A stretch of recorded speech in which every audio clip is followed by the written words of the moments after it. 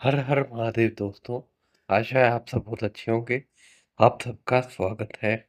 तो दोस्तों, आज हम सब सुप्रीम कोर्ट के बारे में जानेंगे और इससे रिलेटेड जितने भी आर्टिकल होते हैं वो सब करेंगे।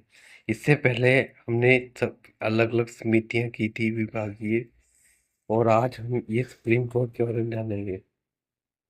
तो सुप्रीम कोर्ट जो है ये आता है आर्टिकल 124 से लेकर 147 तक। और कौन से पार्ट में आता है? ये आता है part 5, central and union minister. तो आपको पता है आर्टिकल 124 कहता है कि एक सुप्रीम कोर्ट होगा। और ये सुप्रीम कोर्ट की स्थापना कब हुई थी? तो सुप्रीम कोर्ट की स्थापना हुई थी 28 जनवरी 1950। और इसमें कितने होते हैं जजेस? तो 34 हो सकते हैं। 33+1, यानी कि 33 सिंपल जजेस होंगे और एक chief justice of India. Chief justice of India की तनख्वाह होगी 2.8 लाख, और बाकी जजेस की होगी 2.5 लाख। और ये कहाँ से आएगी? ये आएगी कंसोलिडेटेड फंड से।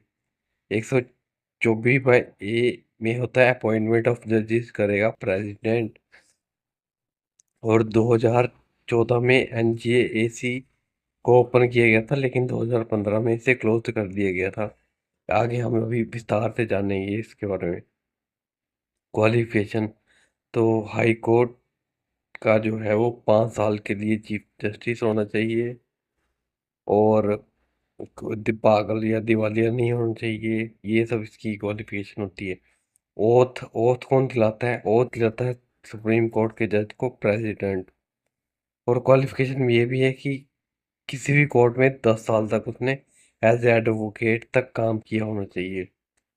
और रिटायरिंग एज होती है 65 साल। और ये अपना रिजाइन लेटर किसे देता है? ये देता है प्रेसिडेंट को। और अब हम कुछ क्वेश्चन करेंगे इम्पोर्टेंट, जो कि एग्जाम में देखने को मिलते हैं और हमें अच्छे से करने हैं ये। तो सबसे पहले, पहला चीफ जस्टिस ऑफ इंडिया कौन है? कौन था? तो ये था HJ कानिया। और अभी करंट कौन है? करंट है तो DY चंद्रचूड़, और ये 50 में है। और maximum possible strength of supreme court जजेस, ये होती है, हो सकती है 34। लेकिन करंटली कितनी है? अभी है 32, और इसमें से 3 जो है वुमेन है। नेक्स्ट है जजेस of supreme court appointed by president और रिकमेंडेशन ऑफ कॉलेजियम ऑफ जजेस। नेक्स्ट है national judicial appointment commission, NJAC। ये कब बना? ये बना था 99 कॉन्स्टिट्यूशनल अमेंडमेंट एक्ट से 2014 में। लेकिन इसे बाद में नल और वॉइड डिक्लेयर कर दी गया, यानी कि 2015 को हुआ ये डिक्लेयर। नेक्स्ट है कस्टोडियन ऑफ इंडियन कॉन्स्टिट्यूशन, तो ये है सुप्रीम कोर्ट। अब नेक्स्ट है आर्टिकल 124(2). तो इसमें ये बताया कि जो जज ऑफ सुप्रीम कोर्ट है, वो अपना रेजिग्नेशन किसको देगा? वो देगा प्रेसिडेंट को। और हाई कोर्ट का जज किसको देता है? वो भी प्रेसिडेंट को। और ये हाई कोर्ट वाला किस आर्टिकल के अंडर है? ये है 217(A), और वो है 124(2), और 124(3) है। क्वालिफिकेशन क्या होगी? जैसे कि मैंने आपको बता दिया, सिटीजन होना चाहिए, जज होना चाहिए, हाई कोर्ट का 5 साल के लिए, और 10 साल के लिए एज एडवोकेट उसने काम किया होना चाहिए। अब article 124(4) Judges of Supreme Court shall not removed except by an order of President passed after an address by each House of Parliament by special majority। तो ये अब लग गया आपको था। और जो जजेस है can only be removed only on ground of misbehaviour in capacity. ठीक है।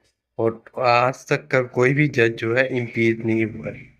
लेकिन महाभियोग लगा था जस्टिस V रामास्वामी पे 1991-1993 में, और ये लोकसभा में उठा था।